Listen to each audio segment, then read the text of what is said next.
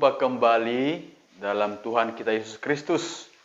Pada kesempatan ini kita akan merenungkan, mendalami bacaan pada hari Minggu biasa ke-26, yakni dari kitab Bilangan 11 ayat 25 sampai 29 dan Injil Markus bab 9 ayat 38 sampai dengan 43, dilanjutkan ayat 45 dan 47 sampai dengan 48.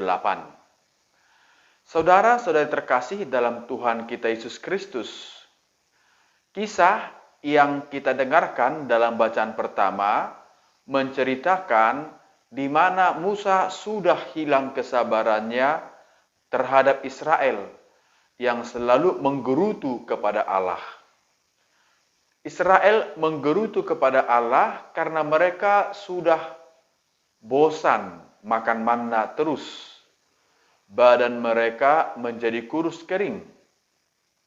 Lalu mereka membandingkan betapa lebih enak dahulu kala tinggal di Mesir, di mana di sana makanannya lebih enak daripada di padang gurun.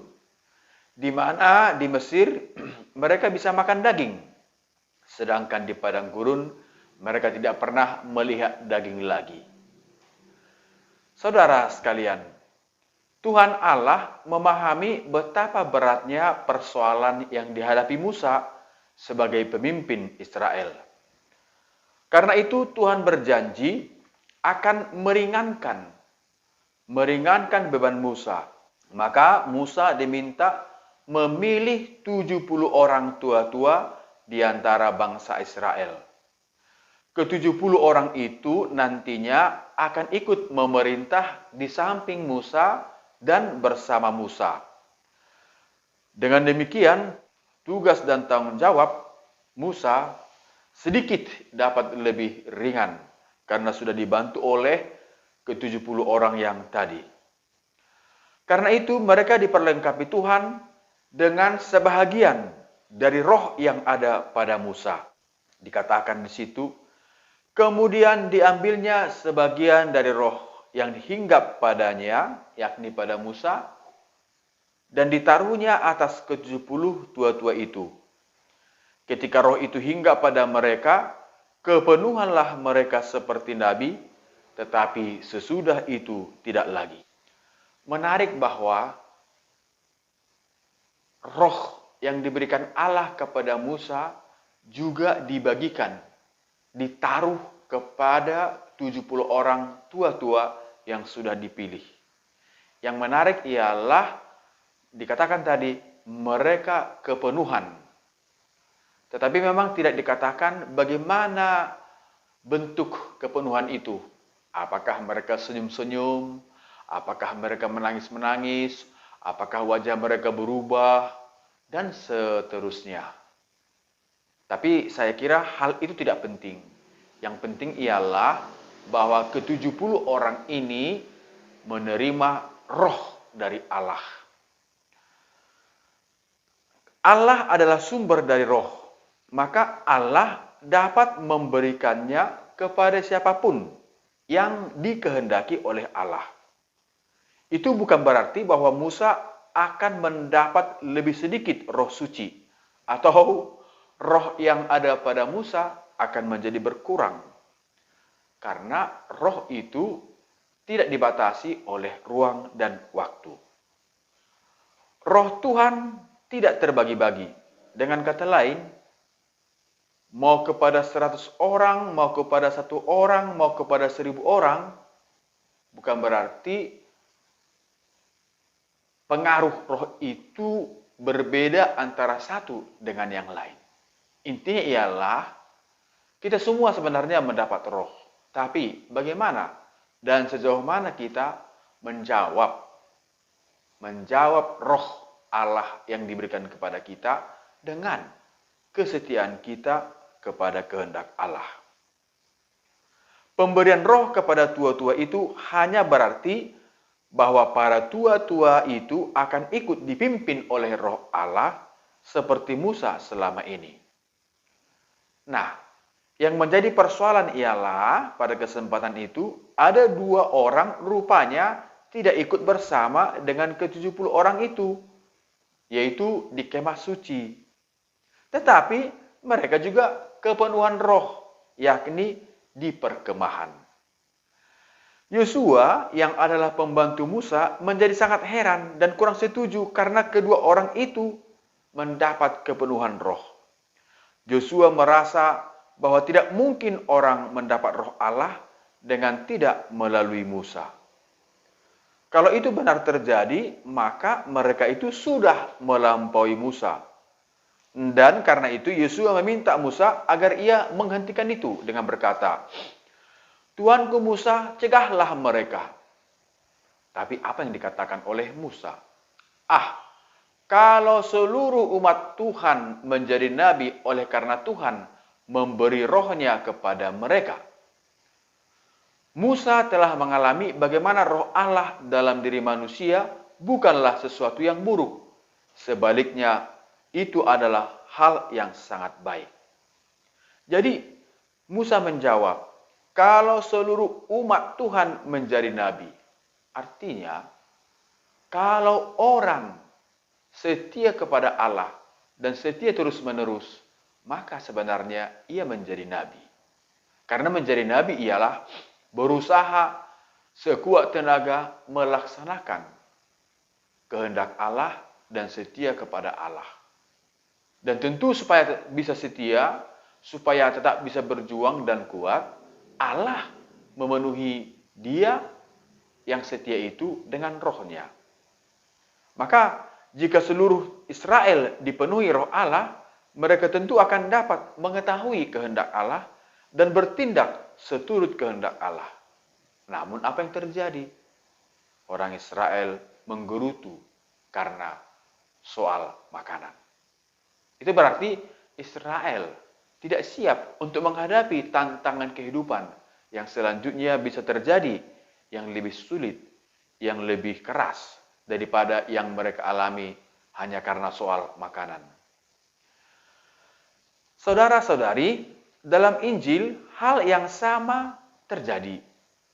Ketika Yohanes memberitahukan kepada Yesus demikian, "Guru, kami melihat seorang yang bukan pengikut kita mengusir setan demi namamu. Lalu kami cegah orang itu karena ia bukan pengikut kita." Nah, laporannya mirip-mirip seperti yang dilaporkan oleh Yosua kepada Musa. Kalau Yosua tadi melaporkan mengapa dua orang itu yang tidak bersama dengan Musa di kemah suci bisa kepenuhan roh. Berarti seolah-olah menurut Yosua orang itu orang hebat yang melampaui kemampuannya daripada si Musa. Sekarang Yohanes melaporkan kepada Yesus, "Guru, kami melihat ada orang yang bukan pengikut kita, yang bukan bersama dengan kita, yang bukan kelompok kita, mengusir setan demi namamu." Lalu apa dikatakan Yesus? "Janganlah kamu cegah dia, sebab tak seorang pun yang telah mengadakan mujizat demi namaku dapat seketika itu juga mengumpat aku. Barang siapa tidak melawan kita, ia ada di pihak kita. Sesungguhnya barang siapa memberi kamu minum secangkir air oleh karena kamu adalah pengikut Kristus, ia tidak kehilangan ganjarannya." Saudara-saudari, ada dua hal yang menurut saya dapat kita renungkan dari jawaban Yesus ini. Pertama, kita tidak boleh mencegah orang berbuat baik. Apalagi bukan karena dia kelompok kita, tidak seagama dengan kita, tidak segereja dengan kita. Persoalannya ialah Allah itu adalah Allah yang Maha Agung. Allah itu berkarya dengan rohnya. Dan roh itu jauh melampaui kemampuan kita sebagai manusia. Roh itu intinya membuat orang supaya semakin mengenal Tuhan. Contoh, bagaimana orang yang sebelum mengenal Tuhan dapat berbuat baik? Tentu karena ia dikuasai oleh roh Allah. Memang Allah tidak mewakilkan diri kepada dia dalam diri Yesus. Karena belum waktunya Yesus waktu itu datang kepadanya. Nah, yang menjadi persoalan ialah Tuhan Yesus sudah datang kepada kita, menjumpai kita, dan dia sudah mengutus rohnya, tapi kita juga tetap tidak mau menerima roh itu. Sehingga kita tidak bisa setia kepada Allah. Dan yang kedua, menurut saya yang menarik ialah dikatakan tadi, sesungguhnya barang siapa memberi kamu minum secangkir air karena kamu adalah pengikut Kristus. Menurut saya yang berkatakan ialah setiap orang yang menerima roh, yang mendapatkan kepenuhan roh, maka aktualisasinya, follow up-nya ialah bahwa orang tersebut akan menjadi orang yang baik, orang yang ramah, orang yang berbelas kasih, orang yang mau berbagi, orang yang mau memberikan air. Walaupun satu tetes, walaupun satu cangkir, tapi kalau itu diberikan kepada orang yang membutuhkan, wah, betapa bahagianya orang yang mendapatkan air itu. Jadi, orang yang dikaruniai roh, orang yang mendapat roh, harus kelihatan dalam tindakannya, yakni memberikan kasih, seperti Allah telah mengasihi dia. Saya kira saudara-saudari ini yang menarik. Maka sangat masuk akal dikatakan Musa tadi, seandainya semua Israel bisa menjadi nabi. Menjadi nabi berarti menjadi tajam penglihatannya, tajam hatinya, menjadi semakin peka karena mendengarkan roh. Nyatanya dalam hidup kita sangat susah untuk mendengarkan bisikan roh. Baru mendengarkan bisikan, belum lagi untuk memilah, membedakan apakah roh ini roh yang baik atau roh yang jahat. Karena kalau bicara mengenai dunia roh, wah sangat panjang. Karena roh yang jahat itu pun bisa berwajah Allah. Tapi ingat bahwa yang namanya roh jahat selalu mau menipu, mau membohongi kita. Saudara-saudara terkasih dalam Tuhan, kita sudah menerima Kristus, sudah mendengarkannya, dan Kristus pun sudah memberikan rohnya kepada kita. Sebagai warga gereja, kita pun sudah menerima roh kudus. Ketika kita dibaptis, kita dianugerahi roh kudus. Dengan tanda kita diberi urapan minyak krisma. Ketika kita menerima krisma, kita dicurahi roh kudus lagi dengan urapan minyak krisma dan diutus, pergilah, wartakanlah Injil ke seluruh dunia. Dan dalam Ekaristi tentu roti dan anggur berubah menjadi tubuh dan darah Kristus. Itu tentu karena karya Roh Kudus. Saudara-saudari terkasih dalam Tuhan, semakin dekat dengan Yesus, semakin mengenal Yesus, maka kita akan kepenuhan roh.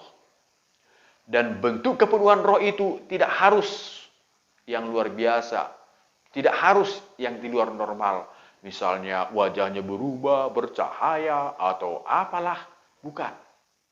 Orang yang mendapatkan roh ialah ia semakin dapat melaksanakan karunia-karunia itu dalam hidupnya kepada hidup yang lebih baik dan sangat berguna bagi banyak orang.